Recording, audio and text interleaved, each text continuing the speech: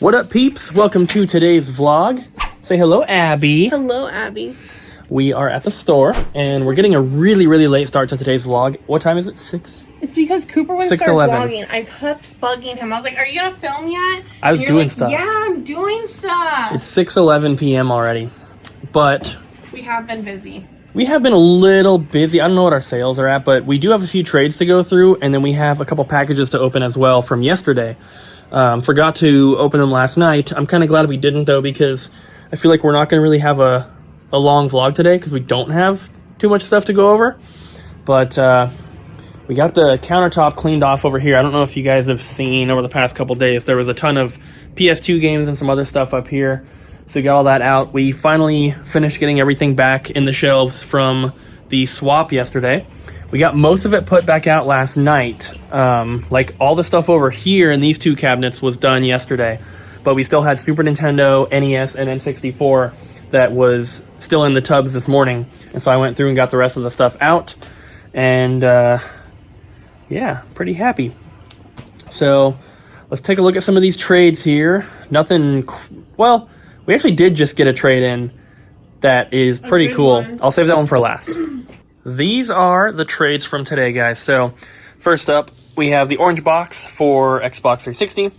And then these PS2 games here, we probably normally would not take these, but the guy bought them all from us. He just wanted store credit to get more PS2 games. So we did it. So we have Tom Clancy's Ghost Recon, Terminator: Dawn of Fate, Frogger: The Great Quest, and Army Men: Soldiers of Misfortune. So they're not the best titles, as you can see, but they're not bad. And then we got in this little blue and black 2DS here. Comes with the stylus, came with the charger, and then this little like zip up case. And then we also have World of Zoo and Pokemon X cartridge only. We do not have cases for those. These two games were also cartridge only, but we had cases. Nintendogs and Cats, the Poodle one. And then also Super Smash Bros. For 3DS. Nice little bundle. And then we didn't have any trade-ins for a long time, and then we just got this one in, which this is really awesome. So we have a Japanese import of Metroid Fusion, which has like a hard mode on it that the US one doesn't have, I guess. So that's kind of cool. We have Castlevania, Aria of Sorrow, and then we have a complete in-box copy of Castlevania Circle of the Moon. That is the second one that's been traded in this week. The first one I actually needed for the collection. As I drop it on the floor. Oh my god, did you mess it up? No, it's fine. Okay. But this one, obviously, I already have it now, so this one is going to be an extra one, so that's going to be sold in the store. We have one Dreamcast game, which is Skies of Arcadia. If you're going to get one Dreamcast game, I mean, it's the one to get. Then we have a couple DS and 3DS games. Castlevania, Portrait of Ruin. Some of these games we just got in, too, so to get, you know, either a second copy or to get one again, because some of them have sold. That's really awesome. Donkey Kong Country Returns 3D. New Super Mario Bros. Wii. You'll see that some of these also have our price tags on them because he bought them from us. Grand Theft Auto Chinatown Wars. This is only the second copy of this we've ever had in. Probably one of the more, probably the most uncommon Grand Theft Auto game that's not like some special edition bundle. This game goes for like 20 to 25 bucks, which is pretty good for a GTA game. Resident Evil Revelations, Pokemon Y, Pokemon Moon, there's one of our tags, Mario Kart 7, Pokemon White, and Chrono Trigger. I didn't check. Ugh, these are so hard to open with one hand. The first print comes with this poster. The second print doesn't, so this is a first print original release version, which is pretty cool. And then we have some PS1 games. There is some good stuff in here. We have Final Fantasy 12, Final Fantasy 7 with a hole drilled through it, and no manual on that one. Vagrant Story, but this one, it looks like it's missing, it's got the front cover, but it's missing at least the back page. I don't know if this is the very last page of it, but it's missing at least one. Xenogears, Black Label. We always get the greatest hits one. Lunar Silver Star Story Complete. Obviously, it doesn't have the big box with all the stuff, but still awesome. And then Castlevania Symphony of the Night. It is a greatest hits copy, but still, I mean, this will probably sell by tomorrow. All right, guys, so let's open up these packages. Only took you 2 days. These came in yesterday. These are from Recycle. So we opened up the first package the other day, showed you guys. That was from the North Bend location, which is where Annie, who is the owner, that's the store she works at. So I was texting her, and she got them shipped out pretty quick. She's mostly there, but she'll travel. Yeah. These are from the Brookings location, which is the farthest one south. It's almost California. I hear something rattling around. Yeah, one of the discs popped out.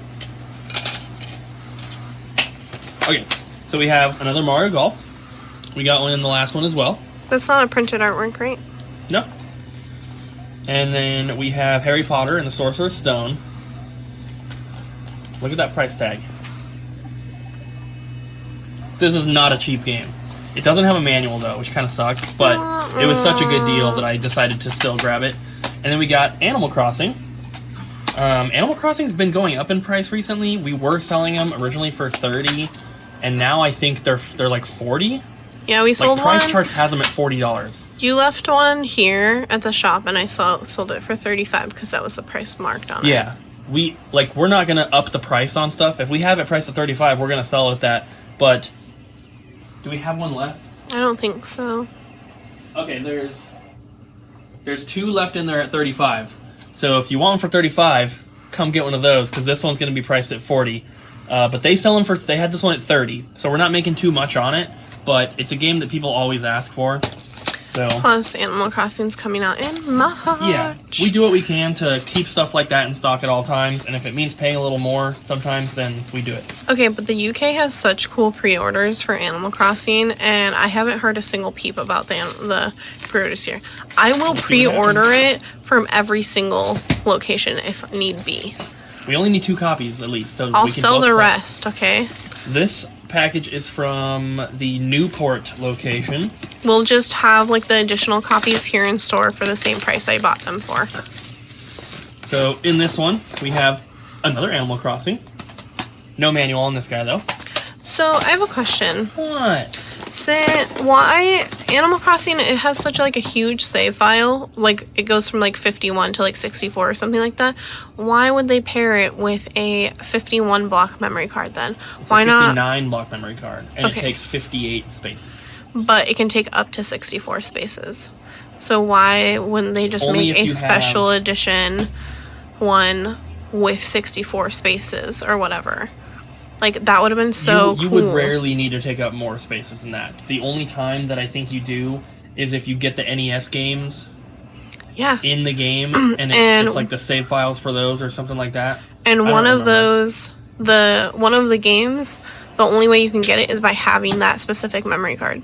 So when I bought this game when I was a kid, I bought it new, and that was the only memory card I had for a while, and I didn't have any problems. Like, it never popped up and said like, oh, you can't use this feature or whatever.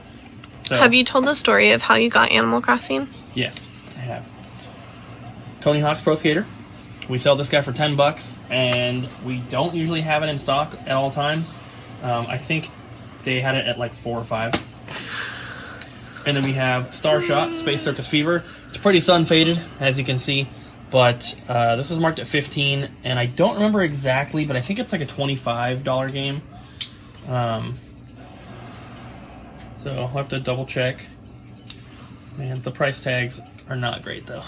Oof. But this last one here, I'm excited about because I don't know why, but she had this one pretty underpriced. This is Dragon View for the Super Nintendo. There's no tag on here, but according to the website, I think it was $40, and it's like a $75, $80 game. So, thanks, Annie. We have another little trade in here we did not show you guys Well, I tried. from earlier. Abby wanted to do it, but I said it needs to be a separate clip. Not only because I want the vlog to be a little bit longer, but also because we went from me talking to you talking, and I would have had to cut it up and fix the audio anyway. You're not loud enough. You're too loud. Why Yeah. are you so loud? You're not loud enough. You guys speak up. Yeah, You know it's what? true. You can have one or the other. It depends whether I'm filming you or you're filming me. So we have Guardian Legend, pretty nice condition. Then we have Mischief Makers and Kirby 64. They both have manuals, and they come in these really cool performance brand cases here, which they hold the game obviously in a spot for the memory card. And I've never seen these cases before, but Abby did this trade. She said that these were released back when the N64 was new. The guy printed this artwork here. This is what it would have normally. But these are like really nice cases. They're really heavy duty, and apparently they're not super cheap. So the manuals and the games will be sold in here. The cases will probably just separate out and post them on eBay, I guess. If you're interested, they're $10. Abby says they're $10 if you're interested. $10 each? Each. Yeah, All right, guys. So I have a little story for you and a pickup to show that goes along with it. So, as you guys know, I'm getting really close to finishing the Nintendo 64 set, and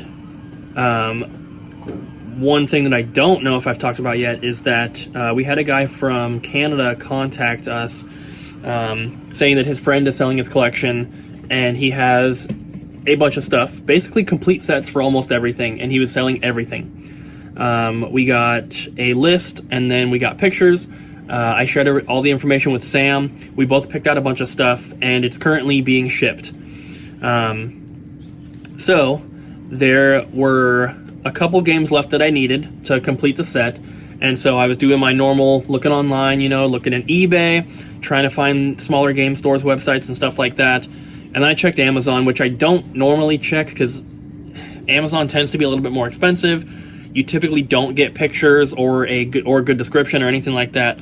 But I checked an Amazon listing for International Superstar Soccer 2000. And if you guys aren't aware, there are two different versions of that game in North America. There is a Spanish one and an English one. The English one was released in the United States and probably Canada.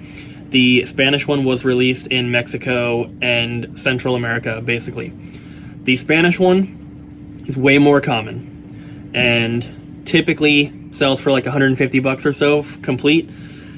The English version, however, is harder to find, and you can get it cheaper if you're lucky because some people don't realize there's a difference. But the cheapest ones that are English, that are in good shape, posted on eBay, are around like the $350 to $500 price range. And so I was looking on Amazon. There was a complete in box copy listed for $69.99, and it was FBA, so it was going to be shipped Prime, which means if you have an Amazon Prime account, you get free shipping. So Abby has Prime. So there was a picture of it, which most Amazon sellers do not upload pictures of their stuff. This one had a picture, but it was only one picture, and it was of the front of the box, the front of the manual, and the front of the cartridge. From the front like that, you cannot tell which box it is. From the manual, you can tell from the front, but you have to zoom in. There's a little tiny code up in the right-hand corner, and there's no way I could see that from the picture. So I took a chance, and I bought it. It charged me tax, so it was like $74 and some change. And I was fully expecting it to be the Spanish version because, like I said, that is the more common one. The description didn't say. And we got the package yesterday. Abby opened it up while I was at the swap meet. And she texted me and was like, "How do you tell if it's the Spanish or the English one?" And I was like, "Why?" I was like, "How do you tell Spanish from English box?" So I checked it out when we got back last night. Kind of just included it with those two packages from earlier, so we didn't film it or talk about it last night, so we're doing that today instead. But like I said, I was fully expecting it to be not only the Spanish version, but I was also expecting it to arrive damaged because it was being shipped by Amazon, and for whatever reason, Amazon workers never pack anything properly. They always send, they'll send you a controller like this in a box that's like this big with like a couple air packets or whatever.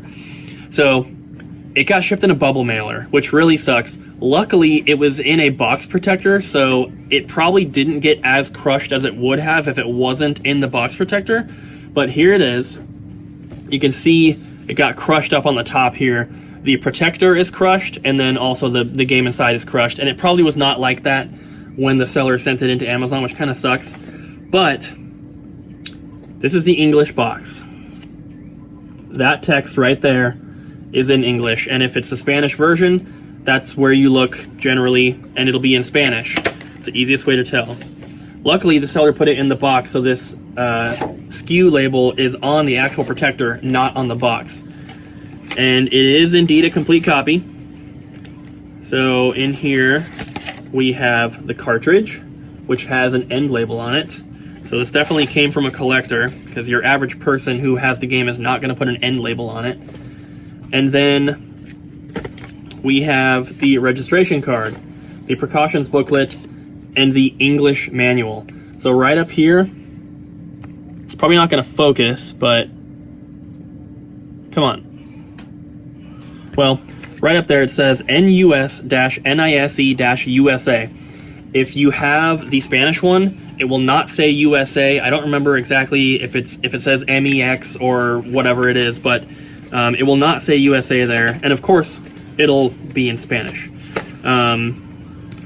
But yeah, so $74, and I got the English one, which I did not expect, but it did arrive damaged like I did expect, so I can't really complain about that. I kind of expected that to happen, but it's really not that bad. Only the top really got crushed. There's a little bit of creasing on the sides, but it's not on the protector, so I have to imagine that those were already there before it got shipped. But the actual protector, I don't know if you can see very well, the actual protector is crushed. You can see it right there.